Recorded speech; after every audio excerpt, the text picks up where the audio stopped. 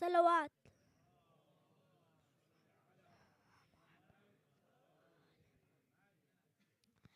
أعوذ بالله من الشيطان الرجيم. بسم الله الرحمن الرحيم. ألهاكم التكاثر حتى زرتم المقابر كلا سوف تعلمون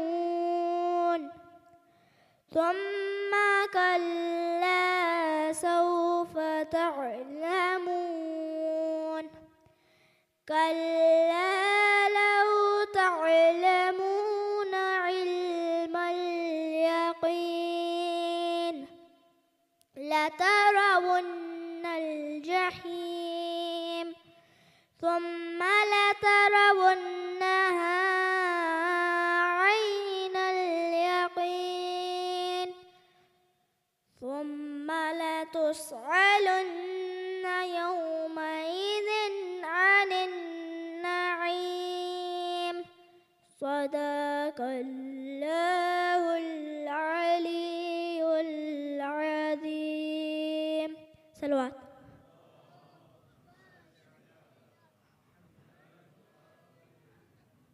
سورة مباركة الفاتحة.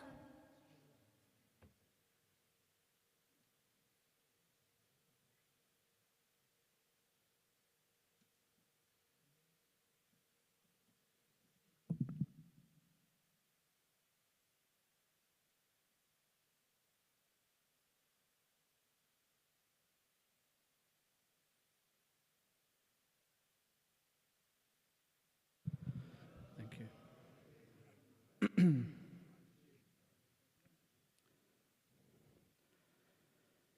صلوات پر محمد و آل محمد.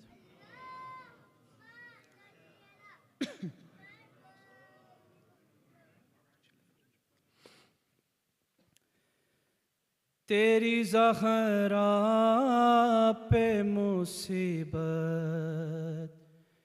کی گھڑی ہے، ہائے بابا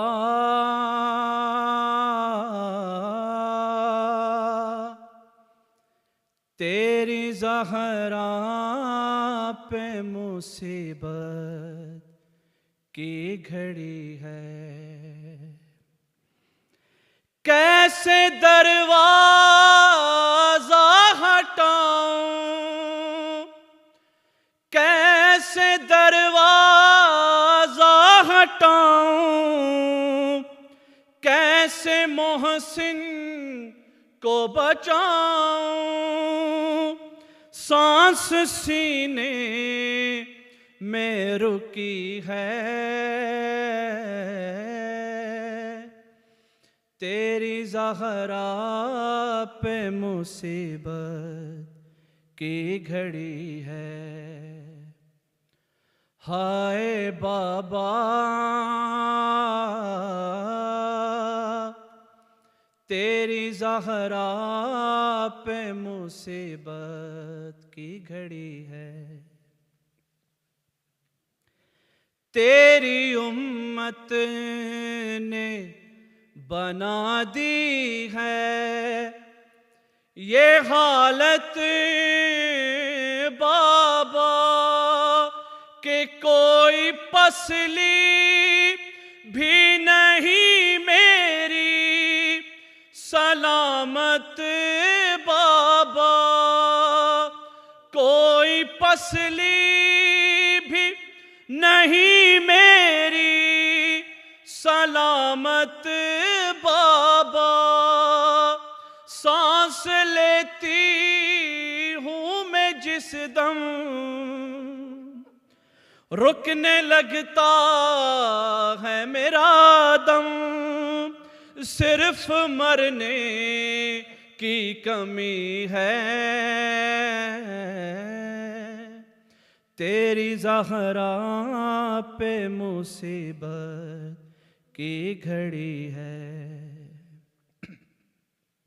اور کبھی دربار میں پیشی کو بلاتے ہیں ہمیں، اور کبھی دروازے پہ آ کے ستاتے ہیں ہمیں، کبھی دروازے پہ آ کے ستاتے ہیں ہمیں، میرے یہ پھول سے بچے پوچھتے ہیں یہی مجھ سے، کیا خطا ہم سے ہوئی ہے، تیری زہرا پہ مصیبت کی گھڑی ہے، اور شرم آتی ہے بھلا تم کو بتاؤں کیسے، یہ تماچوں کے نشان تم کو دکھاؤں کیسے، یہ تماچوں کے نشان تم کو دکھاؤں کیسے، تم نہ پہچان سکو گے، دیکھ کر مجھ سے کہو گے کیا میری زہرا یہی ہے، تیری زہرا پہ مصیبت کی گھڑی ہے، یہ اذیت یہ خاموشی نہیں دیکھی جاتی، مجھ سے تنہائی علی کی نہیں دیکھی جاتی، مجھ سے تنہائی علی کی نہیں دیکھی جاتی، تیرا پیغام سنانے حق ولایت کا بتانے زہرا گھر گھر میں گئی ہے، تیری زہرا پہ مصیبت کی گھڑی ہے، کیسے دروازہ ہٹاؤں، کیسے محسن کو بچاؤں، سانس سینے میں رکی ہے، تیری زہرا پہ مصیبت کی گھڑی ہے، محمد وآل محمد صلوات۔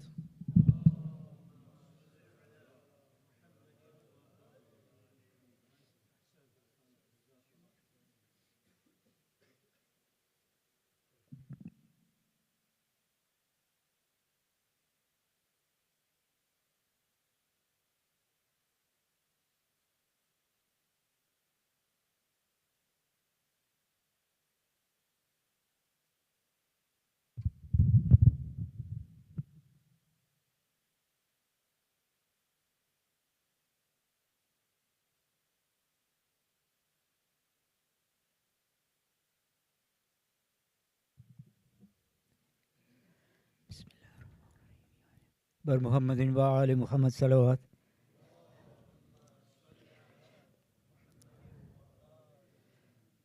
Wominis, tonight's Rouhani Majlis announcement. First Majlis has been sponsored by Maryam Bai Hashim for the Salih Sawab of Maroom Saraduddin Jeena Talib Haji Hashim, Maroom Hafiza by Dharamshi, Maroom Akbar by Dharamshi, and Kul Maroomin.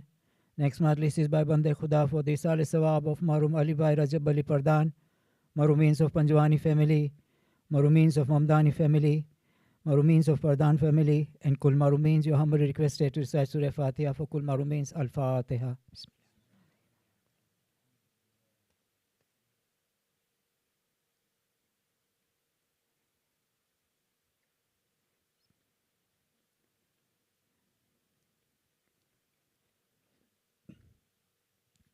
Mu'minin, this announcement is for the safety of all the Mu'minin of our Jamaat, and this follows with the ladies and everybody else.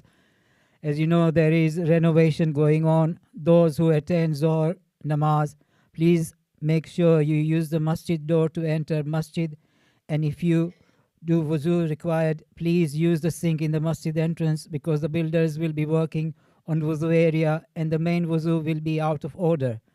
Please don't use the main entrance in gents, because the tiles will be laying down and it needs 24 hours to dry. I humbly request you please adhere to these requirements, and it will be highly appreciated. Bar Muhammadin wa ali Muhammad salawat.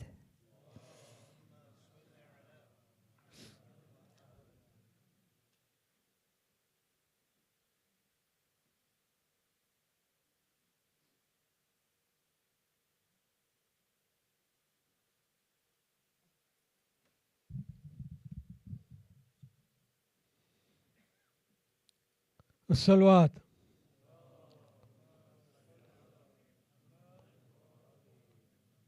नारे तकबीर, नारे रिसालत, नारे हैदरी। क्यों कर खुशी न आपको मरने की हो भला, क्यों कर खुशी न आपको मरने की हो भला। तुम आज गम से छूट गई, गम तुमसे छूट गया। तुम आज गम से छूट गई, गम तुमसे छूट गया। दुनिया में हाय तुम पे न क्या क्या हुई जफा, दुनिया में हाय तुम पे न क्या क्या हुई जफा।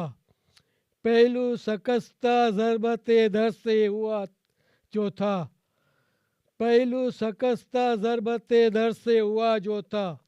मोहसिन सिक में कत्ल हुआ वह मुसीबत, मोहसिन सिकम में कत्ल हुआ वह मुसीबत। बाजू पे ताज़िया ना लगा वह मुसीबत। सलवात।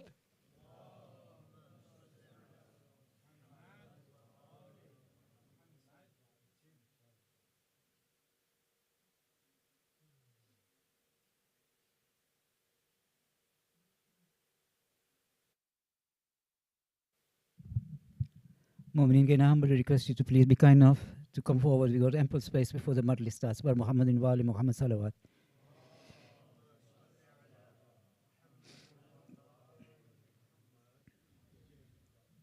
Jazakallah. Thank you. Mu'minin, tonight we are honored to have Sheikh Muhammad Jawad Shomali for the Ayaam Fatimiyya Majlis. Please let's all welcome him with a loud Nare Salawat.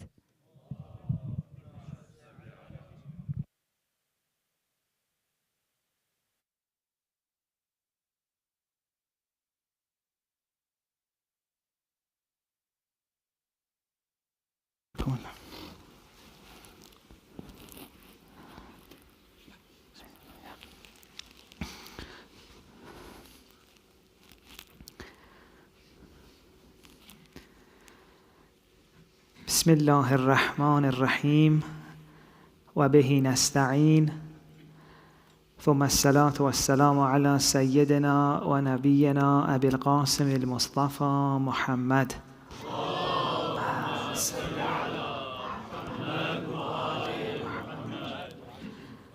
وعلى آله الطيبين الطاهرين. Dear sisters and brothers, Assalamu alaikum. With your permission, it is an honor for me to be among you tonight, and I hope inshallah we manage to, for the short time that we're together, remember inshallah Lady Fatima Salamullah alayha, and also remember God, and hopefully inshallah benefit from the effort that we've put to come to the center, inshallah. Please recite the salawat.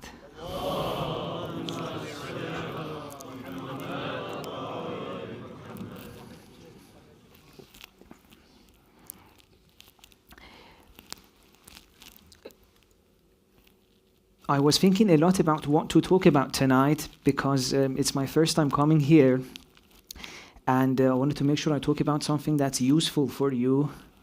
And I was like, let's pray to God to inspire, so an idea comes.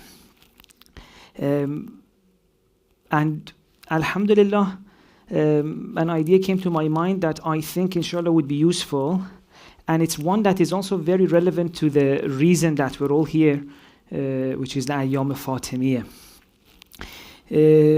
You may have read or heard about the sermon by Lady Fatima. She has given a sermon, and there she mentions a few points which I think are very important in Ahl Bayt's understanding of Islam.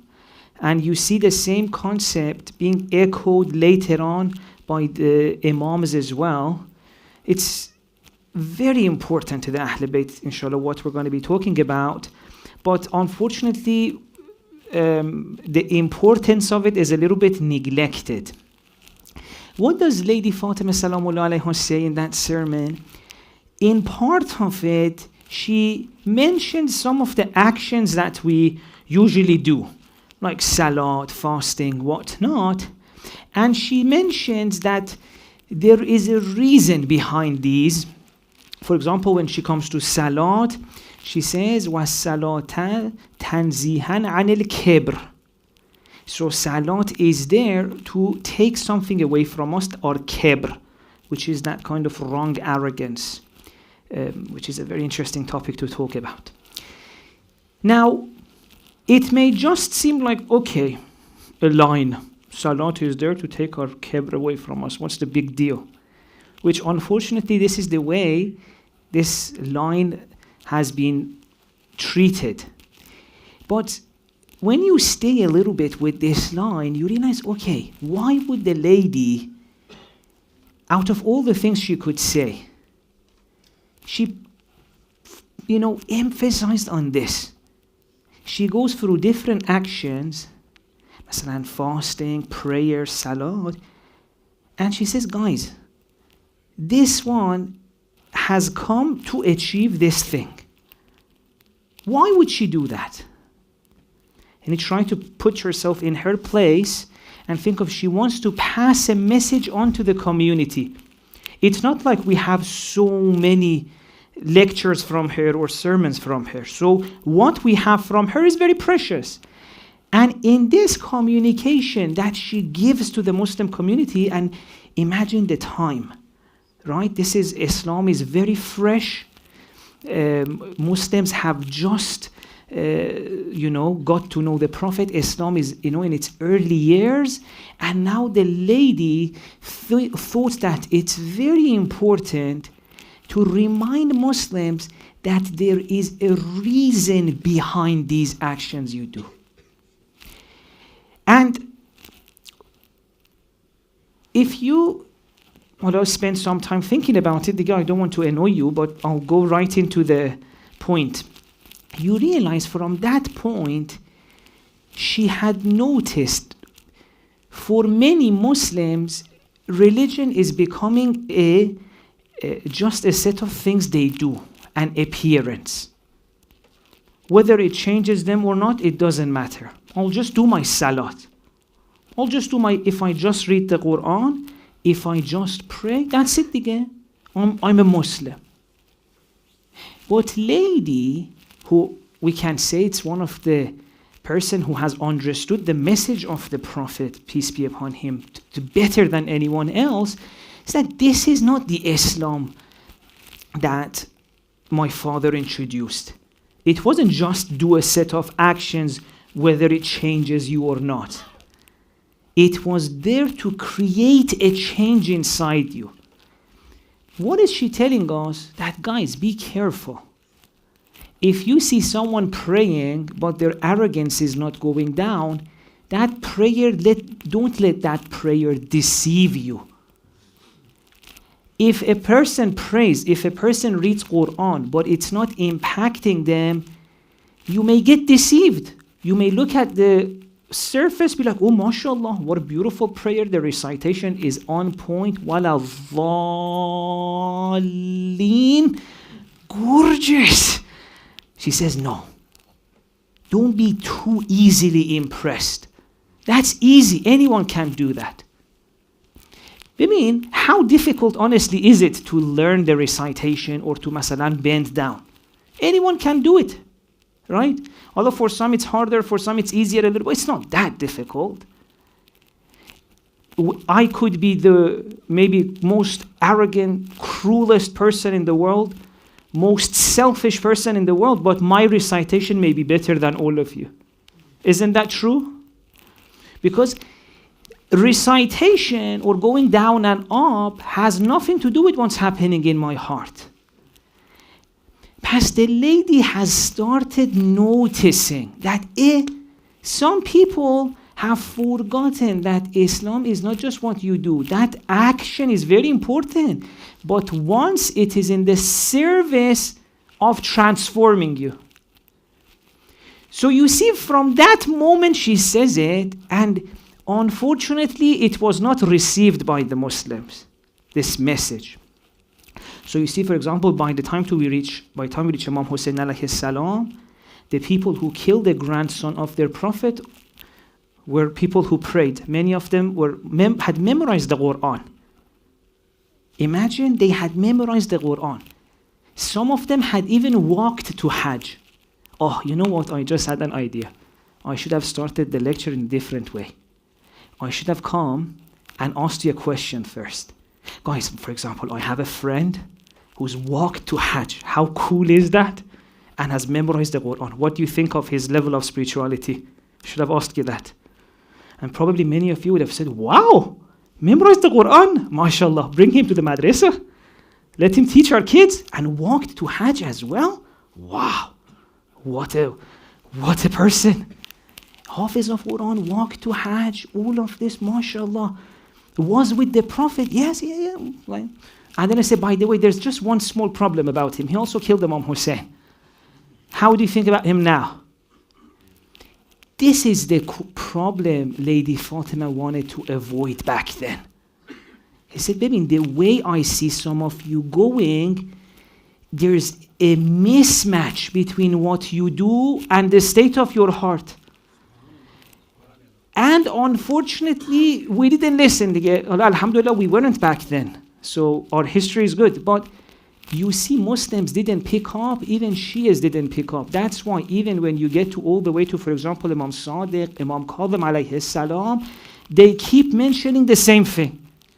It seems like after all that time, people still didn't pick up this point. It's such a simple point. But for some reason, we get so impressed.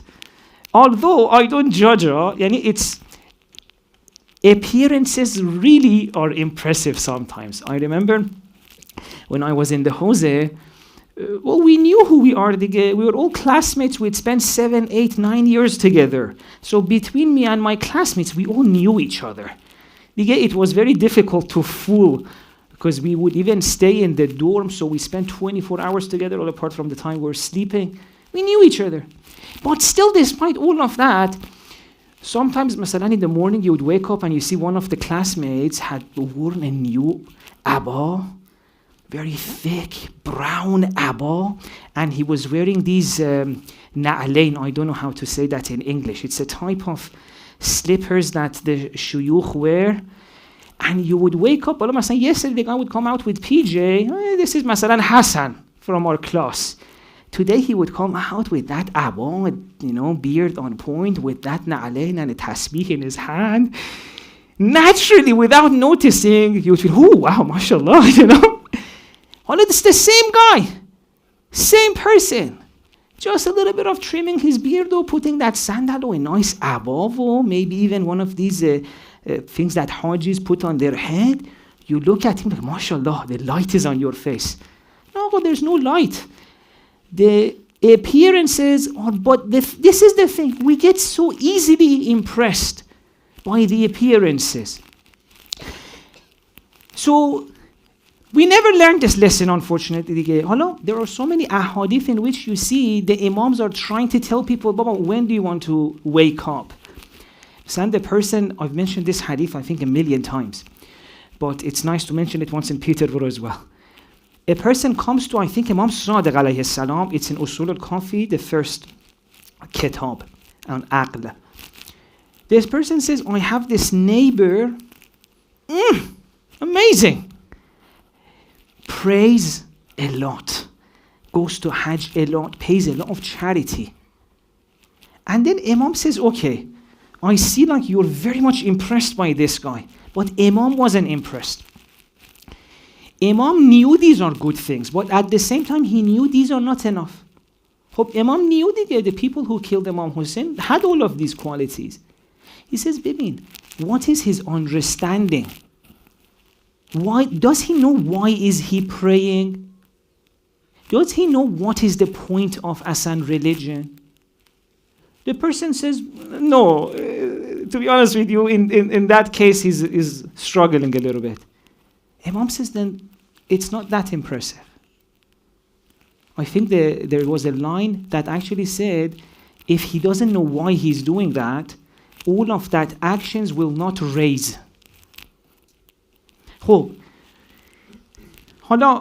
As I said, Lady Fatima mentioned it. People didn't pick up. Then you see Imam Sadiq is saying the same thing. Imam Qadhim alayhi salam, many ahadith.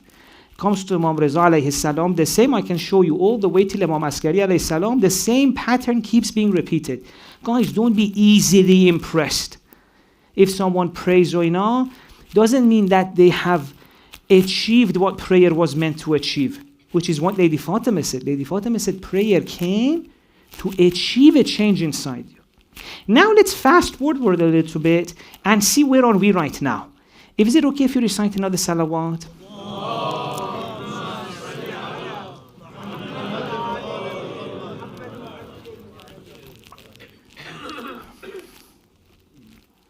This is so cool. I can see the time that has passed. 13 minutes. Alhamdulillah. Let me speak a little bit slower. It seems like we have so much time left. How are you? So I said we're going to talk about where are we right now. I want to show you that this is not a discussion which is irrelevant to our situation right now. This is very much relevant to many of the challenges that we are facing in the community right now. I'll get to that in a bit, but I want to ask you a question that you don't need to answer. Imagine you're a parent and you have a child who's about to get married. If you think about the qualities that you want this partner of your child to have, what are some of the things that you think about? You would see that when I ask you this question, there's going to be a difference between the answers of people who've actually had the experience of their children getting married and those who haven't. Because a lot of the times before marriage, and especially some people who are religious, I just want him to be pious, righteous, believes in God, goes to the center. That's all I want. Then 5 years later, they're like, oh my God, this guy comes home, he shouts, he's angry. And then things are getting worse. He realizes, oh my God, the guy even sometimes at home, God forbid, hits the wife. And then they slowly go towards divorce. And a case like this, I've seen it so many times in the community, and many of you probably know examples like this. The guy seemed very religious, would go to the center, etc. But he goes home, he says, this guy doesn't know how to show love. Well, it's not only with the guys, all of us were insan dige. You see, this person he seemed religious.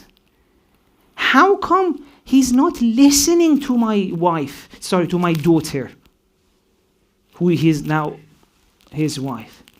Or the wife, why is she not taking care of my son? Why doesn't she know how to love? Why doesn't he know how to love? What's up? Why is he so cruel? Hope, at that point, as a father who sees, or a mother, who sees his son or his daughter is now married to a person who lacks some human qualities. Baba, listen to your wife. She's been away from you for, 10, 12 hours. She wants to talk to someone. And imagine your daughter comes to you and said, Dad, at home, he never understands me. He never listens to me. He just keeps giving orders. Do this, do that, do this, do that. But he does his prayer on time. Hope, as a father, how would you feel? Would you be happy for your daughter? Would you feel like your daughter is happy in that family? Or your son, I'm not just saying it's one way. Masai, your son comes to you and says, Mom or Dad, my wife Hassan doesn't respect me. It's as if she doesn't even see me. I show her so much love. She's never even once told me, Masai, I appreciate you. I appreciate the effort you're putting into family. Wouldn't you feel hurt for your son? If you say yes, I hope, unless you're one of these dads, so I don't care. I raised him, my job is done. But if you care, which I'm sure most of you do, I'd be like, nah, Baba, that's not decent. Be nice to each other. Why am I mentioning this example? Because I want to show you that we all deep down know that certain qualities are nice. No matter how much a person prays you, Asan, you know what? I should have given an example like I'll give it now. Your own partner. Imagine, if you're a husband or a wife. Imagine if your partner goes to ziyarat every year, goes to Hajj every year, but never once he says thank you. Never once she says, I appreciate you. How would you feel? Wouldn't you feel terrible? Oh, why? Why do you feel terrible? She has memorized the Quran. No, her recitation is great. Her prayer is amazing. This shows we all know that if those actions don't lead to a change inside, we don't like it. You can't live with a person who hasn't changed, who is not nice, who is not honest, who doesn't listen, who is humble.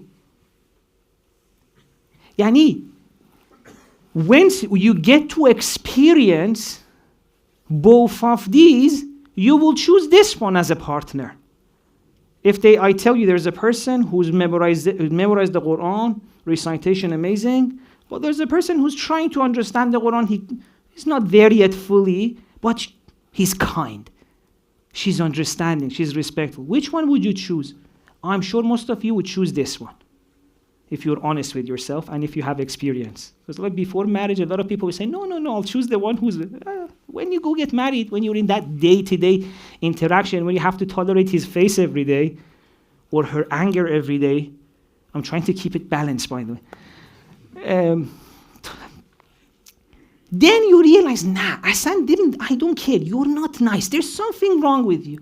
You know why you feel this way? Because you have fitrah.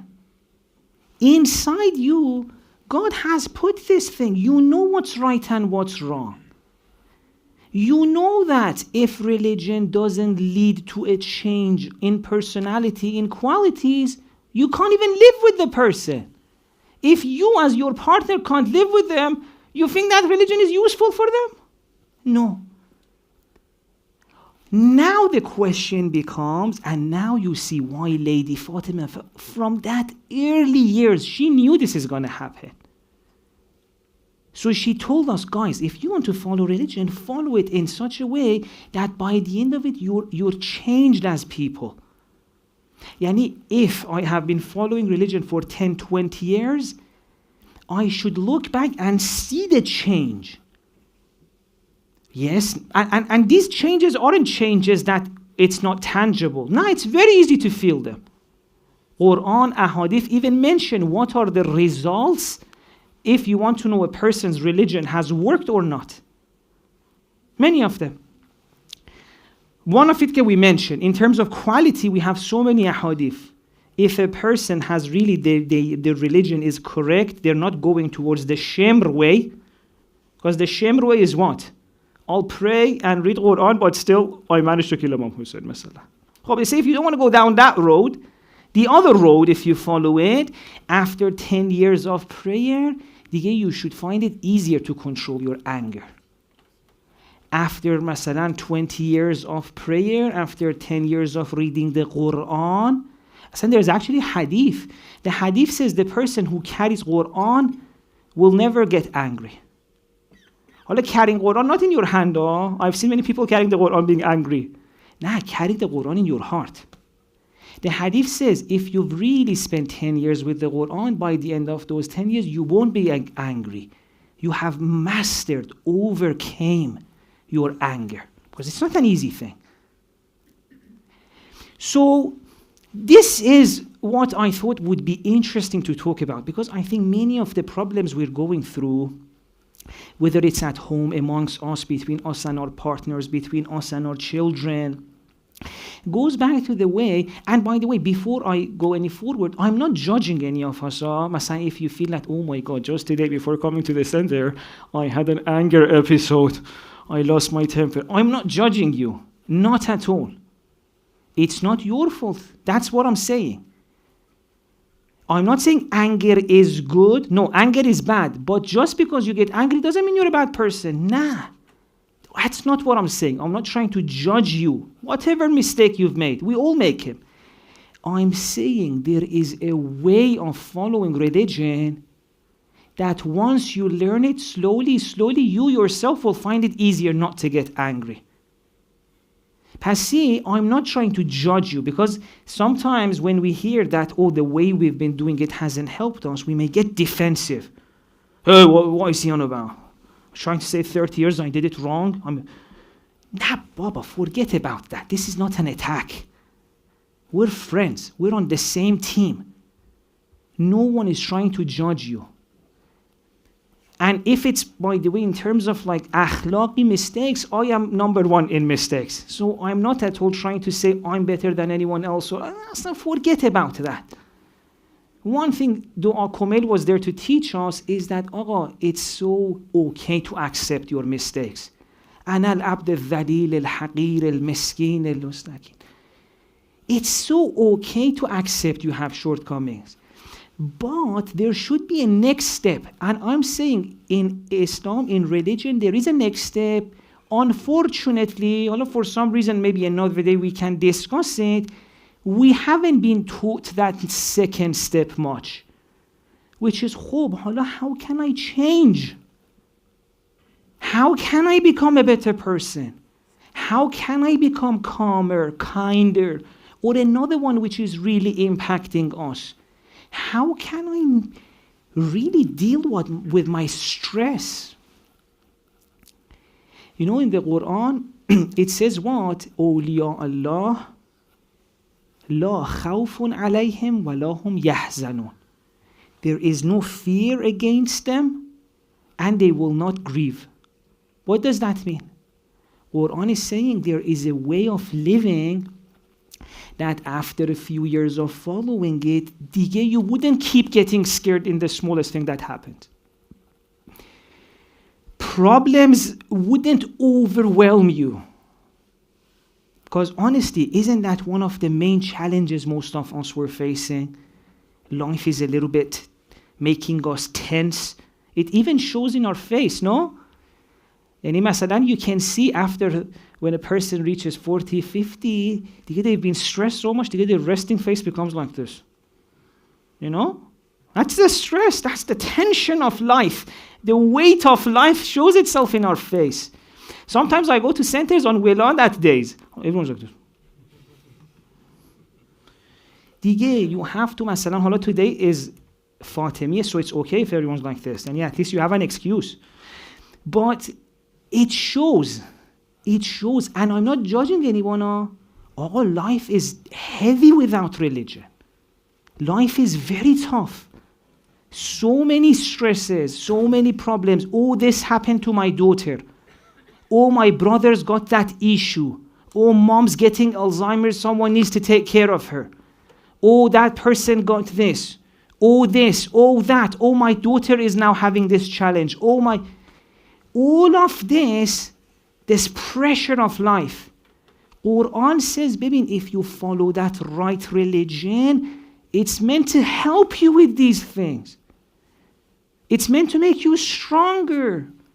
It's meant to make you so strong that when challenges come, you don't shake. Religion is meant to give you roots. That's the difference between a tree that has strong roots in the ground and a tree with a very weak and young root. Any wind that comes, the tree goes all the way. But a strong tree with firm roots in the ground, no matter how strong the wind, stands like that. That's what our religion should be. That's what our relationship with God can offer. And I want to say that we need to start expecting this from ourselves. Please recite another salawat.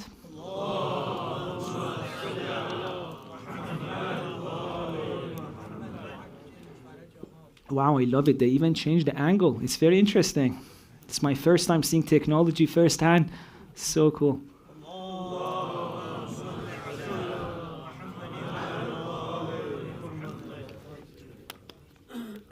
Alhamdulillah, this is good water, Kirkland. Inshallah, I'll write a note to ask other centers to give the same brand.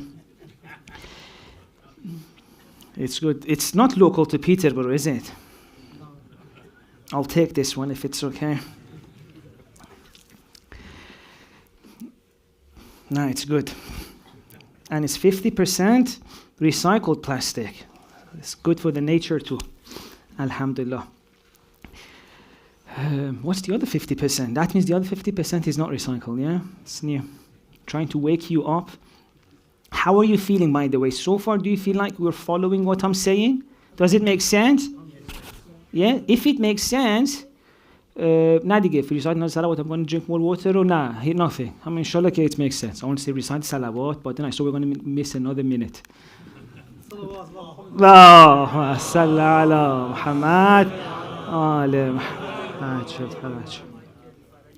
Thank you so much. That was beautiful. So, let me just summarize what has been said so far. We're here to remember Lady Fatima, right? And the night is in her name, Ayaam Fatimiyya. I said she had told us she could say so many things. She could say, guys, brush your teeth. I don't know, guys, do this, guys, do that. She mentioned one important message for us. He said, baby, I can see. And look at the vision she had. She says, the way people are reacting, I can see. Religion is on a wrong track.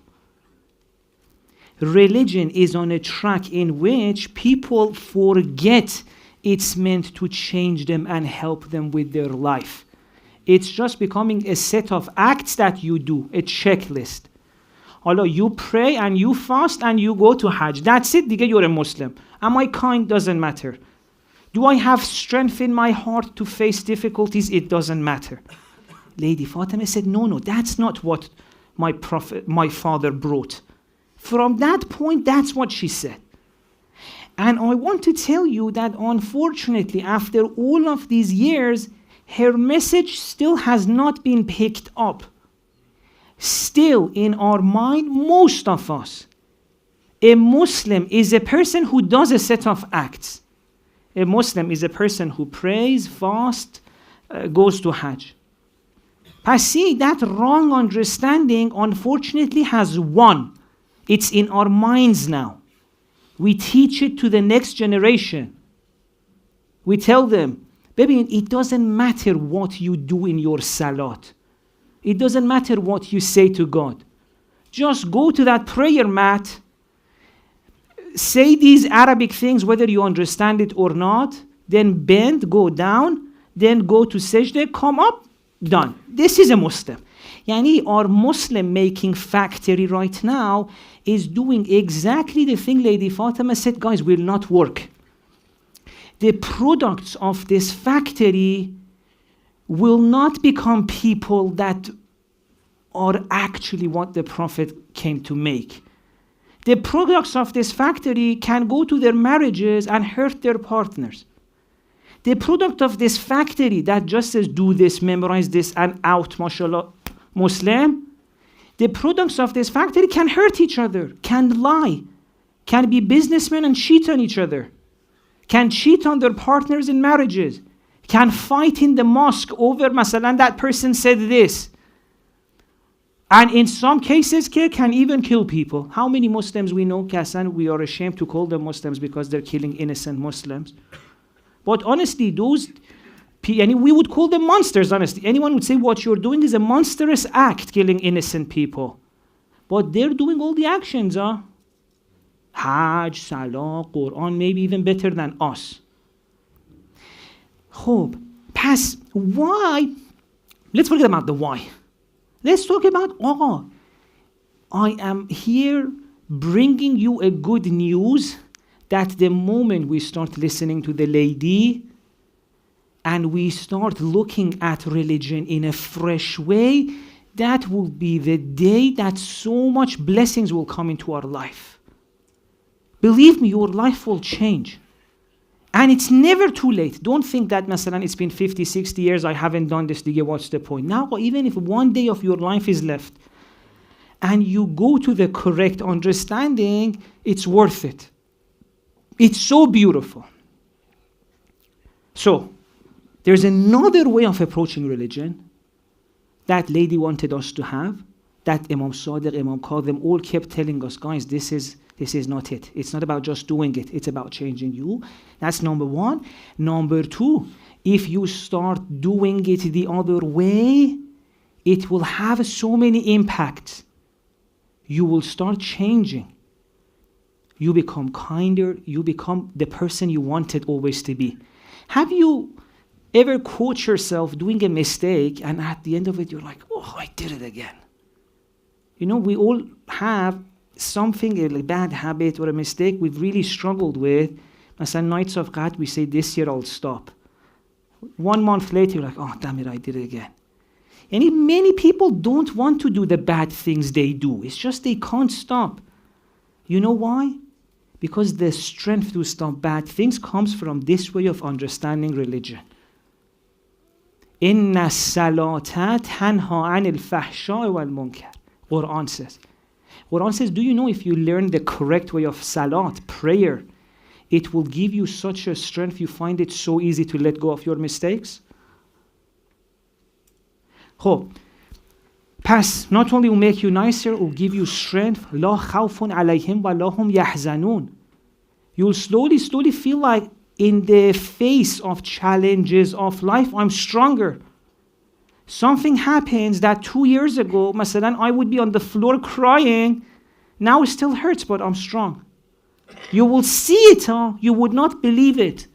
I've seen some people after, masalan, they learn about this, they tell me, Sheikh, 4 years ago, we were going crazy over half of the problems we have right now.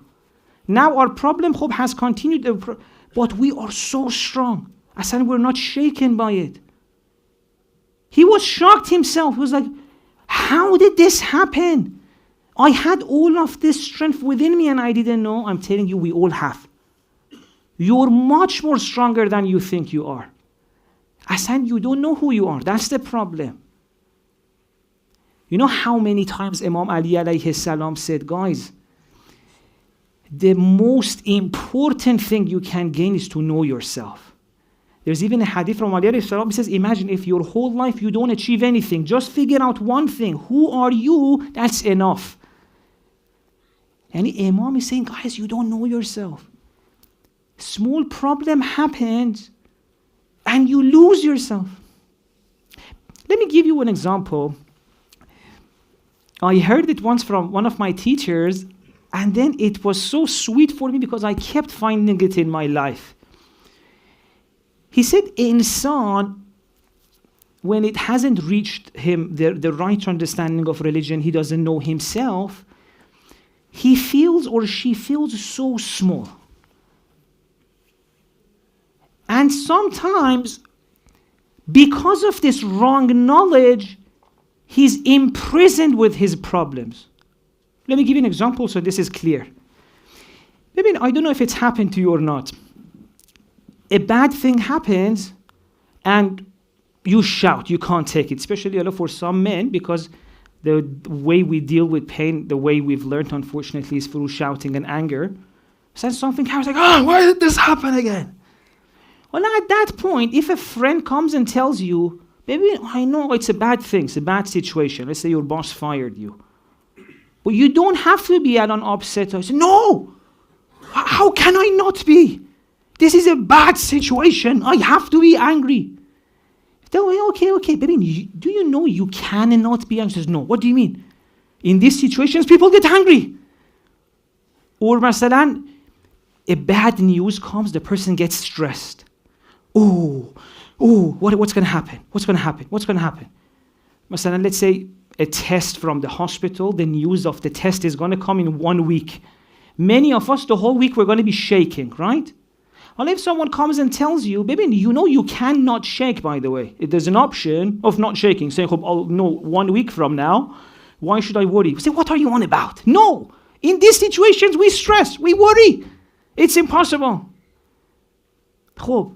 And by the way, most of us, we live like this. So when you look at yourself, the next time a stressful thing happens, we feel like there is no other way. Now they get a stressful thing happen, I'll get stressed. A day will come when you realize how big you are, how strong you are as a result of real relationship with God. Stressful thing happens, you're like, well, okay, it's happened, inshallah, we'll see what happens, we'll pray. But why would I ruin this moment? Well, next week we'll find out what's going to happen. It's so interesting. You would be shocked. I don't need to be angry now. Masalan, let's say I'm late for work. Usually when I'm late, I would always get angry. I thought that's the only way. If I'm late, I have to be angry. Then at that point, like, I'm late, but I can be calm. Well, it's bad. Well, it's happening. What can I do? I don't know if you've heard that joke or not. I'm probably going to say it in a very dad joke type way, very lame. But I think it was something like this, that a person sees a banana in the street and he's like, I'm going to fall again. Right? Instead of saying, I'm going to go from this way, no, as if like he'd assumed I'm going to go run over it and slip and fall. One day you realize most of our life is like this. A stressful thing happens, now I have to be stressed. Something bad happens, now I have to be angry. Or an opportunity for a mistake happens, I have to make this mistake. You know why all of this happens? Because we don't know ourselves. You don't know how strong you are. And the real religion, when you go towards it, it will give all of this to you naturally. Naturally. And I'll just mention one real example, because now you may be thinking, what is this real religion? I'll give you one practical example of how religion can be very different. The same things you do, but in a very different way, and then you'll see the result is very different. Let's take the example of Salat. In most places, if you want to teach Salah to the next generation, what do they say? Send him to a recitation class, for example, and an ahkam class. Recitation, ahkam, that's it. You've learned Salat. So in the recitation, they say, ghain is huruf halqi, from your, and this is it. Wala dhalin, that's it. You've got the recitation. Now go learn the ahkam. Masalan, wuzu is like that, from here. I don't want to do it in front of you, make a mistake. This is the ahkam of salat. This is the recitation. Well done, you've learned salat. And then the person does the same thing for 10 years, 20 years, 30 years, unless they go to one of these ahkam workshops and they realize it was wrong. They have to learn it again. I'm telling you, this is very necessary, but it's not even enough. I don't know how many of us, and even there's one thing everyone has to do in their salat, that's Surah Al-Fatiha. It's impossible to have a salat without Surah Al-Fatiha. Bismillah ar-Rahman ar-Rahim, Alhamdulillahi Rabbil Alameen. 20 years, 30 years, 40 years, you want your child, yourself, to read this surah. How many times a day? 5 salat, exactly. And then in each salat, how many raka'at? And we never sit ourselves down or our child, what are you saying? If I don't know what I'm saying, how do I expect this to change me? Imagine The lecturers who would come here every year, they would speak in a language you don't understand. What would be the point of it for you? Masalan, if tonight I would speak a language that you didn't know. Hope for one time, two times, you're like, it's interesting. By the way, honestly, after 10 minutes, you get tired, digga. You'd be checking your phone, you would talk to the person next to you, look at your socks, you would play with your nails. If I spoke in a language you didn't understand. Hope if you go to Salat, you don't know what you're saying. How are you expecting to change? And again, I'm not judging, I'm saying there's another way of doing it when every time you go to Salat, you feel like this is so much strength. Quran says, وَاسْتَعِينُوا بِالصَّبْرِ وَالصَّلَاةِ. Quran says, go to your prayer to get energy. It's like you plug yourself, like you're a phone that's about to die. You plug yourself and But for many of us, Salat is a burden. I've mentioned this example. Sometimes people say, you know what, let's get prayer out of the way so we can relax tonight. Because if I don't, it's on my mind, I have to do it. Let's get it out of the way. Alhamdulillah. What were you saying? This shows for us it's a burden, and obviously it's a burden if I don't know what I'm doing there. So, let's talk about a few lines in Salat, in Surah Al-Fatiha, to show you how much life there is. How much religion can be interesting and amazing. It's so difficult, by the way, to talk about how amazing religion is when most people look at their life like, I don't know what he's talking about. It's just that there's another way of doing it. I'm really not exaggerating. It's so beautiful if we do it right. If we go back to what Lady Fatima was saying. And if you're young, perfect, you have your life ahead of you. And if you're older, baby, this is the best thing you can do for your children. Even for yourself. No matter how much is left of our life, this is so beautiful. Life will finally feel nice. Many parents tell me, the Sheikh, when our children ask me, why did you bring me to this world? It's just full of pain and suffering. We don't know what to tell them. We tell them, this is what everyone did back then. You would just have children. Baby, many people really are struggling. And I'm telling you, this is the answer. The correct way of doing religion. Okay, let me not really talk too much. I've promised to keep it short. Talk about Surah Fatiha, real example. In every salat we say this, right? غَيْرِ صِرَاطَ الَّذِينَ أَنْعَمْتَ عَلَيْهِمْ. Right? So, there's one group, أَنْعَمْتَ عَلَيْهِمْ. This is the أَنْعَمْتَ عَلَيْهِمْ. Then what's the next line? غَيْرِ الْمَغْضُوبِ. So we have the second group, the مَغْضُوب. What's the last one? وَلَا الضَّالِّينَ. So in this surah, we've realized that there are three groups. The أَنْعَمْتَ عَلَيْهِمْ. So let's say these are the أنعمت, these are the مغضوب, these are the ضالين. Okay? By the way, you may be thinking like, dude, this is basic, I know this. Give me a few minutes, please. Give me your nice attention. I hope this will help. Like, I really think this would be interesting to you. Give me 2 minutes of your attention if you can. Not 2 good minutes of attention, not the attention that you're like, yeah. This will help you, your children, your grandchildren, and inshallah the next generation after that. 3 groups this verse is introducing to us, this surah.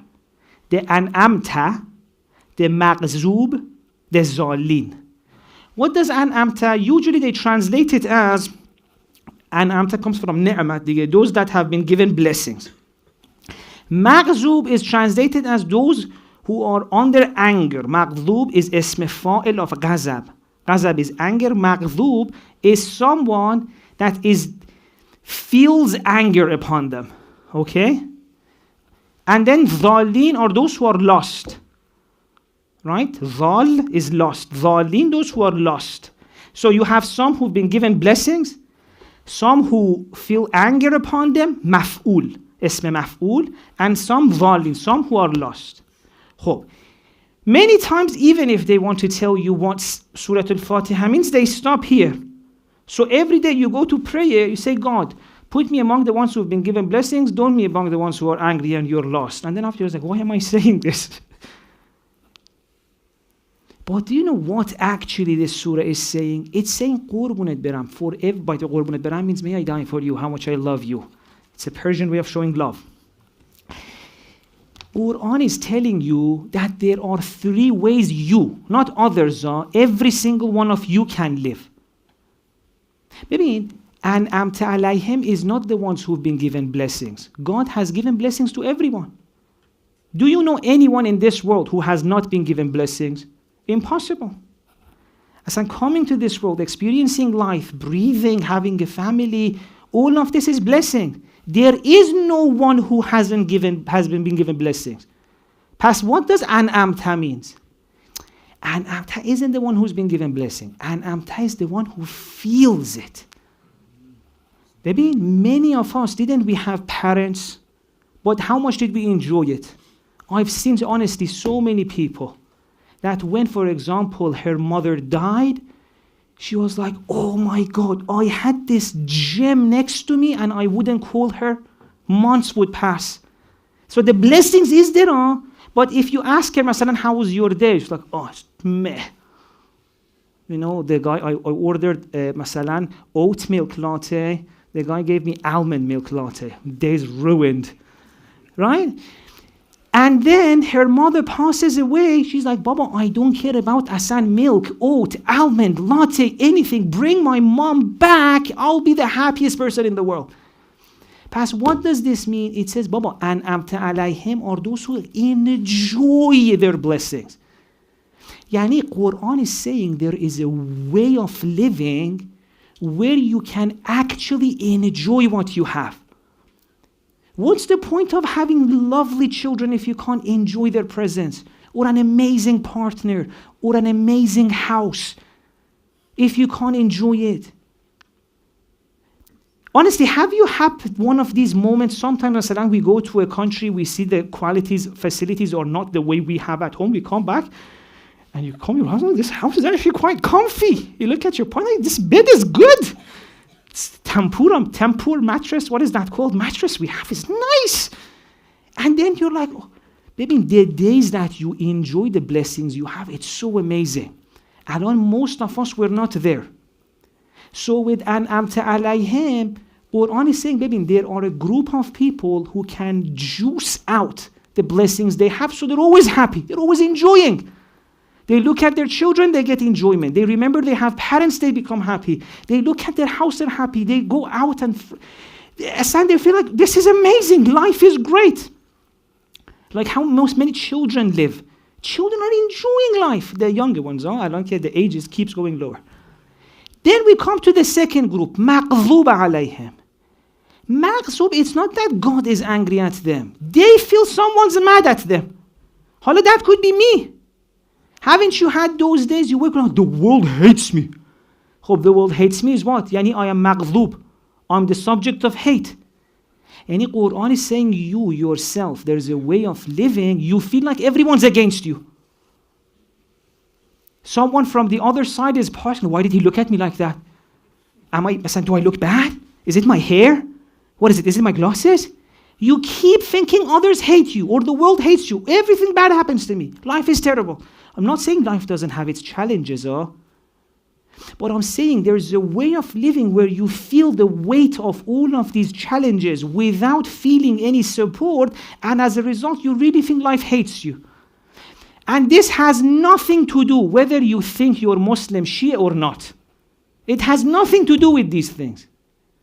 If someone asks you how's life, and like life is tough, that means you've fallen into maghzub.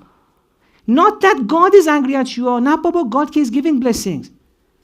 But as a result of the way we've lived, we can't feel the love, we can't enjoy our blessings, we feel maghzub. And then what's dhalin? Dhalin are the ones who are lost. Yani when you ask them, they don't say, oh, life is so difficult. Like, I don't know what's the point of life. Hope you go to work, you come home, you have children, so what? Or masalan, the children get married. A lot of parents, this happened for them, especially mothers who had stayed at home and their identity became taking care of their children. The children get married and leave. They're like, what is life now? Maybe no one has sat her down and to say, Baba, this life is your opportunity to get to know yourself, to get to know your God.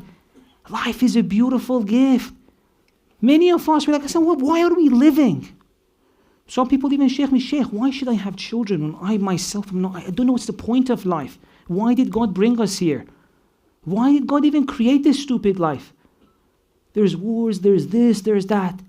This means that this person is lost in universe. It's like a character in the movie that doesn't know what's the story of this movie. Imagine you go to watch a movie and then the character says, I don't know what's the plot. What am I meant to do? What does the author want me? Is this a romantic movie? Should I go fall in love with someone? Is it a horror movie? Am I meant to get scared and run away? What is the story here? For many people, that's it. Sheikh, why did God create us? Are we here to be? And then even some of the answers we get is terrible. Since his life is a test. That's it. Just came here to be tested? That's such a terrible answer, by the way. In the sense that it's incomplete. It's incomplete. If life was just a test game, we should have always been like in a test mode, nervous. Past ببین, this surah that you're reciting every day is reminding you, for you, there are three ways of living. You can either enjoy your blessings or feel the pressure of life, feel life hates you, or asan be lost. Choose which one you want. All three of them is possible for every single one of us. Imagine thinking about this, what doors they will open up for you. Again, I don't have time to talk about this, but just one Surah Fatiha. Look how much messages it has for you. It's telling you there's another way of living. And what are the details of that? Maybe we can talk about it another day. I just hope that inshallah God gives us the tawfiq to realize how much beautiful life can be once we go towards the true religion. And please, if there's one thing you want to remember from tonight's lecture, let it be what Lady Fatima Salamullah alayha said, that life can be so much nicer. Even if there's 1 year, 2 years left of your life, enjoy them. With this way, go towards this, expect this from yourself. And inshallah, we'll talk about it more. And may inshallah God bless all the people who are going through a difficulty right now. And may God give them strength in their heart, the vision and insight to know how to handle their challenges. May God send light and peace to and mercy to the souls of our loved ones who have passed away. And inshallah, we're going to now listen to Masa'ib and inshallah spend some minutes remembering Lady Fatima with the salawat.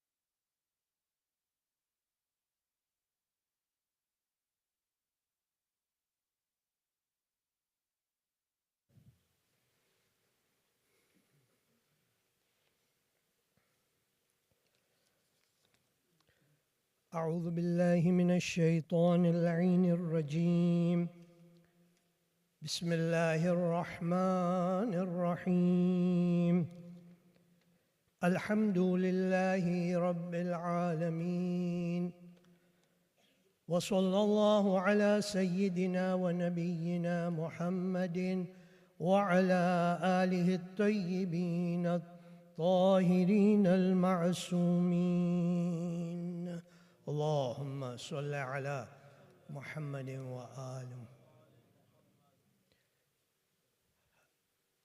Before I start reciting the Masa'ib, would like to thank Sheikh for the very beautiful message from the teachings of Bibi Fatima Zahra salawatullah wa salamuhu alayha. Allahumma salli. May Allah Azza wa Jal increase in your tawfiqat, Sheikh, inshallah. Sallallahu alayki ya bint nabiyillah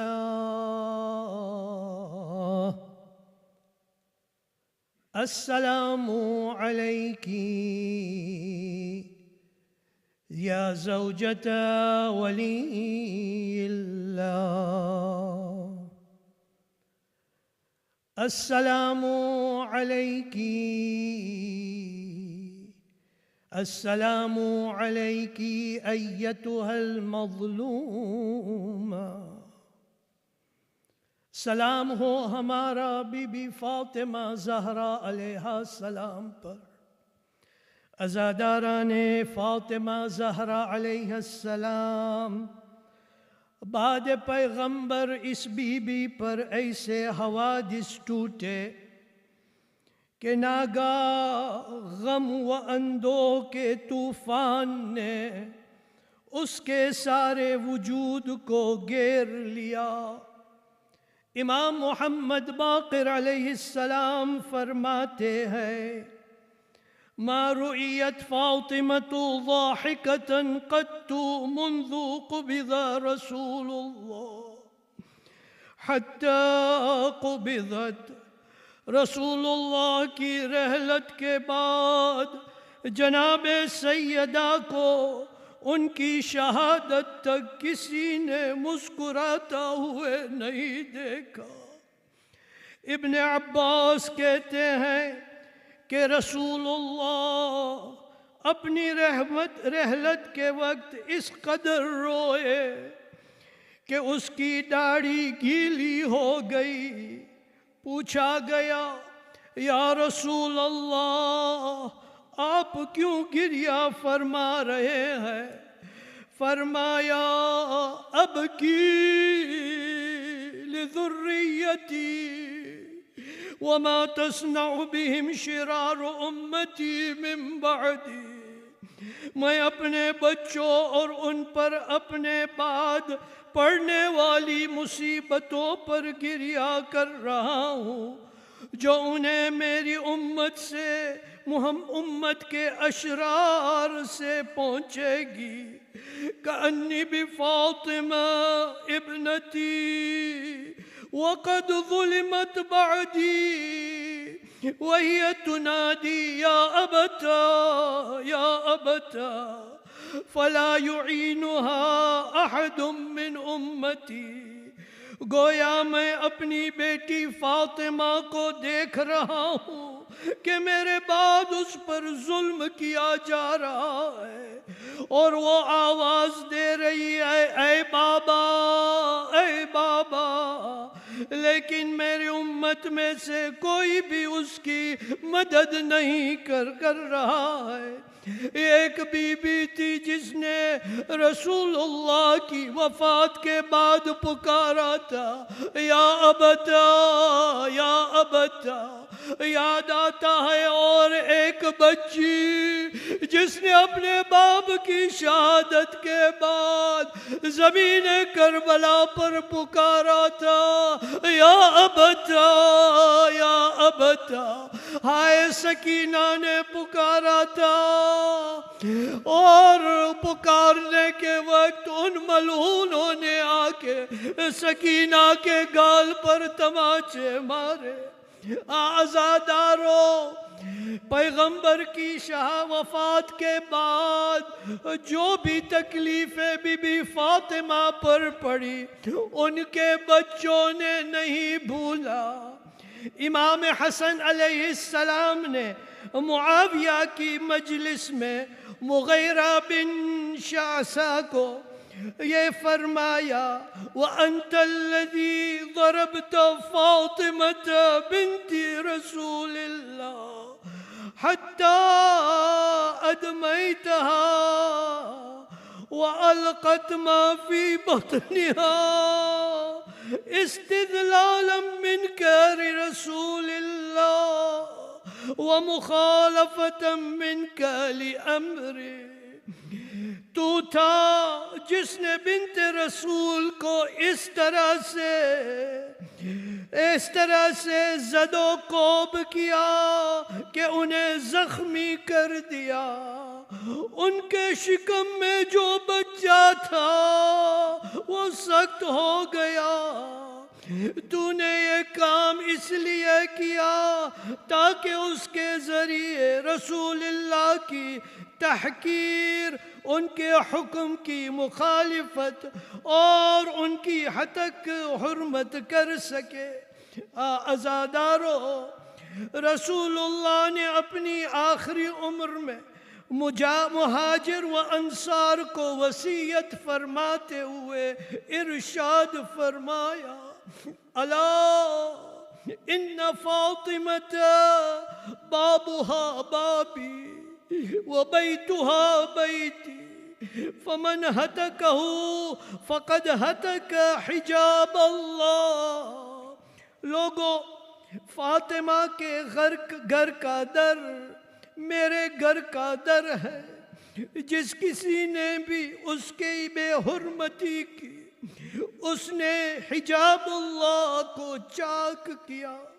بس عزادارو، ایک مرتبہ امام موسیٰ کاظم علیہ السلام، جنہوں نے اس حدیث کو رسول اللہ سے نقل کیا، اپنے سخن کو قطع فرما کر دیر تک روئے اور بعد میں فرمایا، ہتک واللہ حجاب اللہ۔ 3 مرتبہ فرمایا، ہتک واللہ حجاب اللہ، با خدا حجاب خدا کو چاک کر دیا گیا۔ پھر اپنی جدہ فاطمہ کو یاد کر کے پکارا، یا اماں، اے میری ماں زہرا۔ بس عزادارو، آخری فکرہ، اور سنیے امام علی علیہ السلام کا فکرہ کہ بی بی فاطمہ پر کیسی مصیبت پڑی اور فاطمہ نے کس طرح صبر کیا۔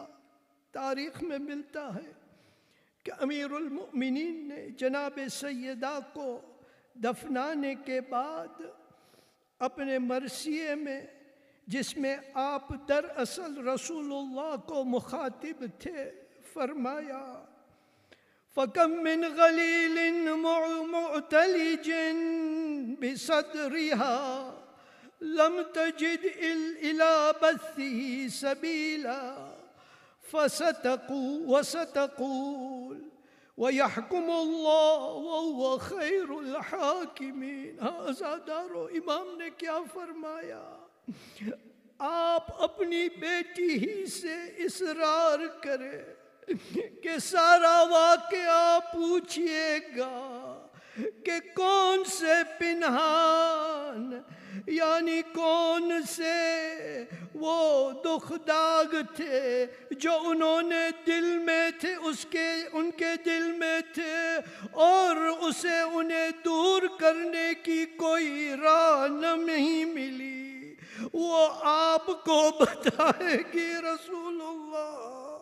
اور خدا فیصلہ کرنے والا ہے اور بہترین فیصلہ کرنے والا ہے۔ عزادارو، بس عجیب نہیں ہے، ان سب واقعات کو جب ہم پڑھتے ہیں اور جب ہم یاد کرتے ہیں، وہ مرثیہ بی بی کا صبت علی مصائب لو انہا صبت علی الایام سرنا لیالیا۔ لعنت اللہ علی القوم الظالمین وسيعلم الذين ظلموا أي منقلب ينقلبون۔ یا حسین، ماتم حسین، یا حسین۔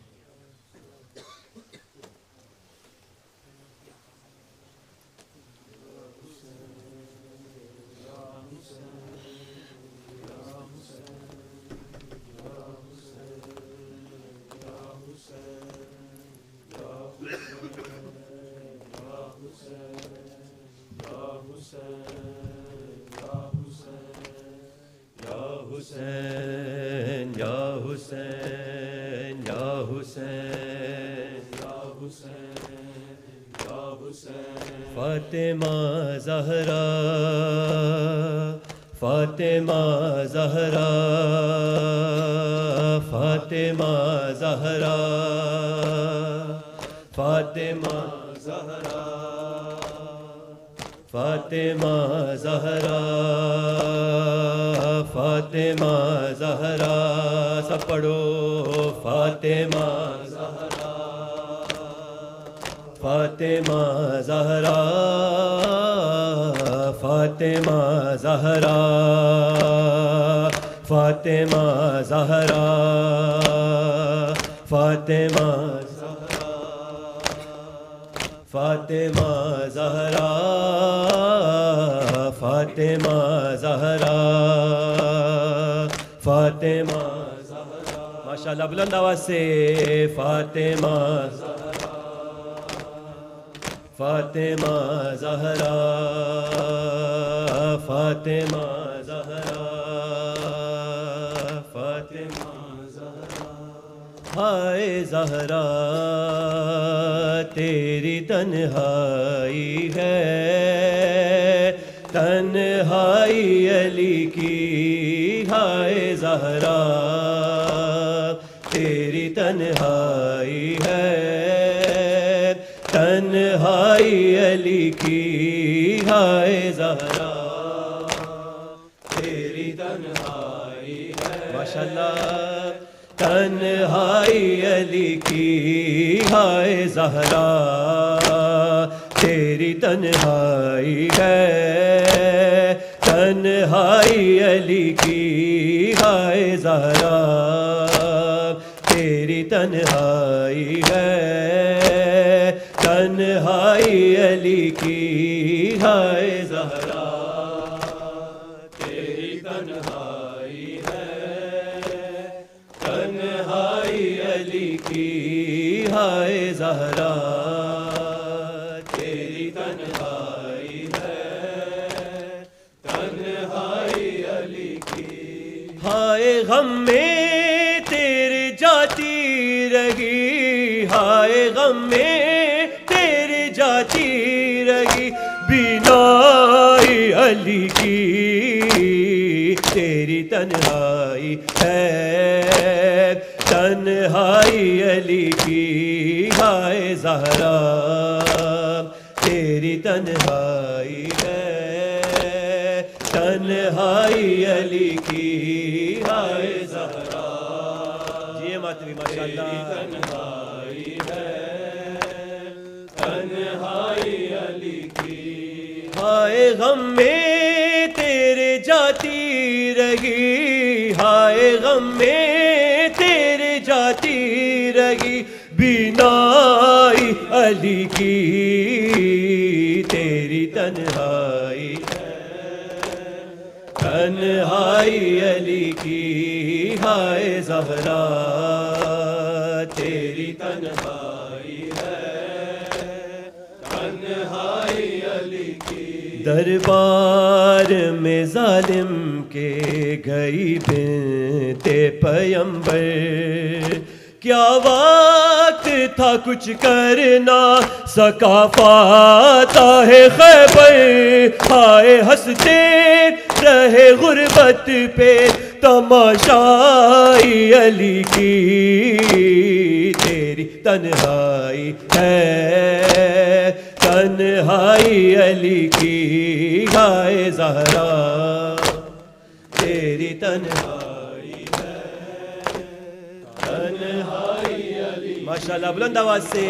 زہرا تیری تنہائی ماشاءاللہ تنہائی علی کی پیغام ولایت لیے گھر گھر گئی زہرا شوہر کے لیے ڈھالتی جب تک رہی زندہ ہائے دنیا کو بتاتی رہی سچائی علی کی تیری تنہائی ہے تنہائی علی کی ہائے زہرا تیری تنہائی ہے تنہائی علی کی ہائے زہرا تیری تنہائی ہے تنہائی علی کی کہتے تھے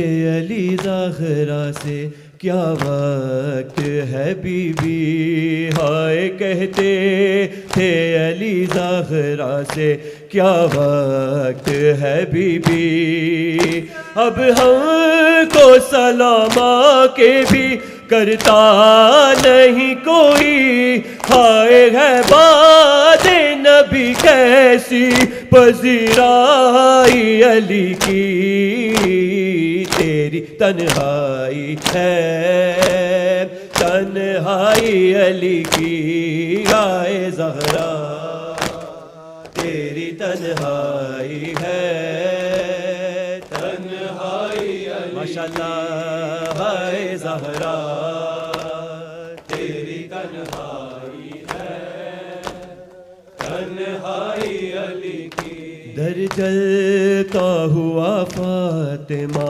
زہرا پہ گرایا ہائے در جلتا ہوا فاطمہ زہرا پہ گرایا محسن کی شہادت کا سبب بن گئی دنیا ہائے تصویر مکمل نہیں ہو پائی علی کی تیری تنہائی ہے تنہائی علی کی ہائے زہرا تیری تنہائی ہے تنہائی جی ماتمی ماشاءاللہ ہائے زہرا تیری تنہائی ہے تنہائی علی کی ہائے زہرا تیری تنہائی ہے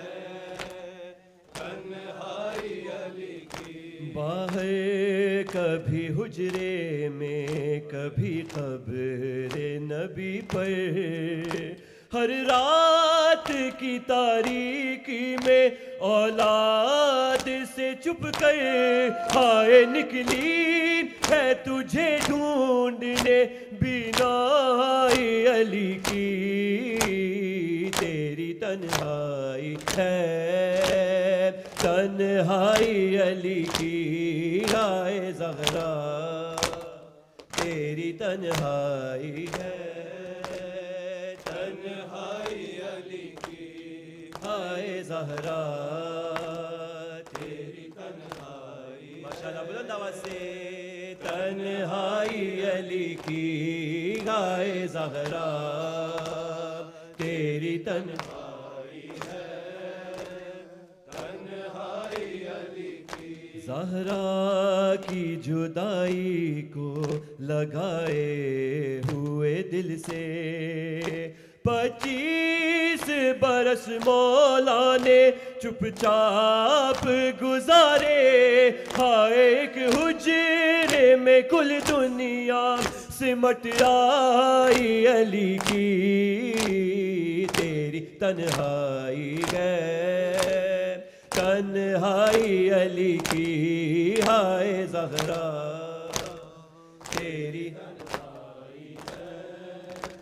تنہائی علی کی ہائے زہرا تیری تنہائی ہے تنہائی علی کی اس وقت تکلم وہ زمانے کا ولی تھا ہائے اس وقت تکلم وہ زمانے کا ولی تھا سجاد جو زینب کو لیے شام سے گزرا ہائے اسلام کو خاموشی بچا لائی علی کی تیری تنہائی ہے تنہائی علی کی ہائے زہرا تیری تنہائی ہے تنہائی علی کی ہائے زہرا تیری تنہائی ہے تنہائی آخری بار بلند آواز سے ہائے زہرا تیری تنہائی ہے تنہائی علی کی یا حسین یا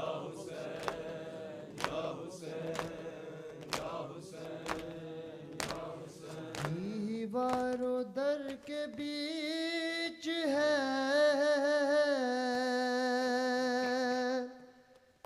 دیوار و در کے بیچ ہے زہرا کی پسلیاں علامہ علامہ علامہ علامہ علامہ علامہ علامہ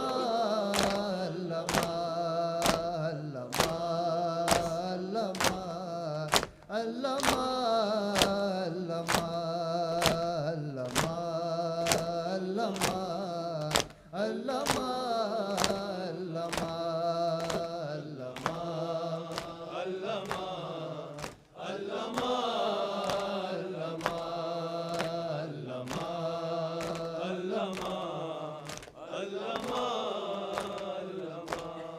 دیوار و در کے بیچ ہے دیوار و در کے بیچ ہے سہارا کی پسلیاں علامہ علامہ علامہ علامہ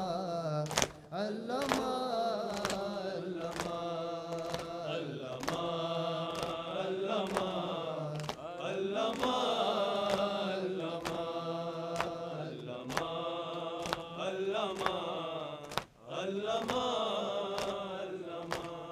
چلتے نبی پہ جلتا دروازہ جو گرا چلتے نبی پہ جلتا دروازہ جو گرا چادر اٹھانے والا چادر اٹھانے والا کوئی نہ تھا وہاں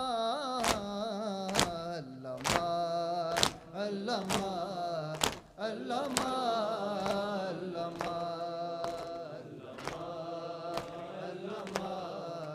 علامہ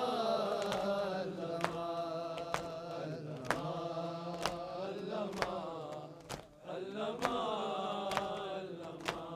کھاتی رہی تماچے بیٹی رسول کی کھاتی رہی تماچے بیٹی رسول کی کوئی بچانے نہ بڑھا کوئی بچانے نہ بڑھا تھکتا رہا جہاں علامہ علامہ علامہ علامہ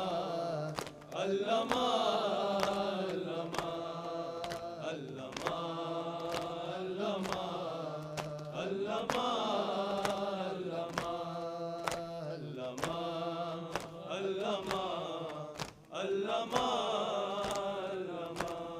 لگتے تھے تازیان زہرا کو جس جگہ لگتے تھے تازیان زہرا کو جس جگہ حیدر سے ہیں چھپائے حیدر سے ہیں چھپائے وہ زخم کے نشان علامہ علامہ علامہ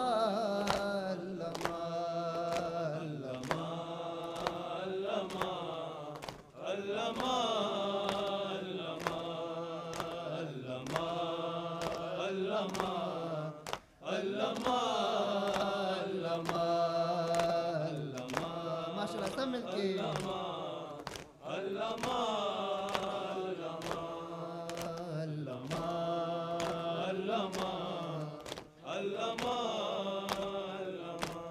شرم و حیا کسی نے دربار میں نہ کی شرم و حیا کسی نے دربار میں نہ کی زینب کی ماں ماں کھڑی رہی زینب کی ماں کھڑی رہی لوگوں کے درمیان علامہ علامہ علامہ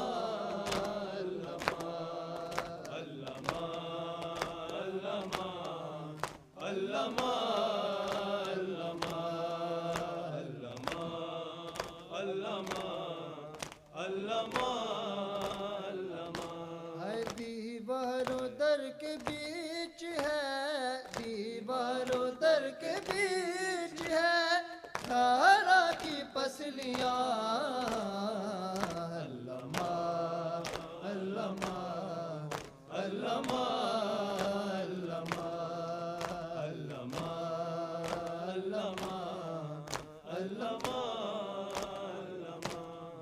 یا حسین یا حسین یا حسین یا حسین یا حسین یا حسین یا حسین یا حسین یا حسین یا حسین الفاتحہ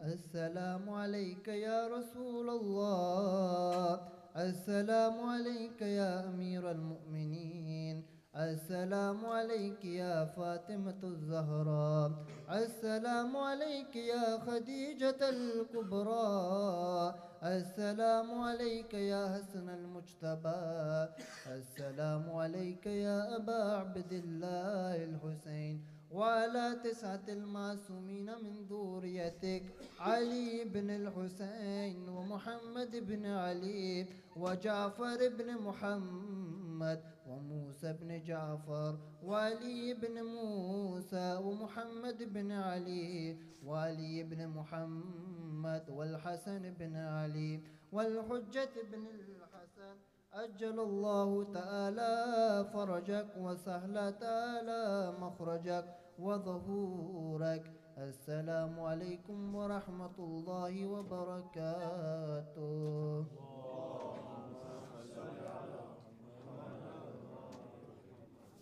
بسم الله الرحمن الرحيم اللهم كل وليك الحجة بن الحسن صلواتك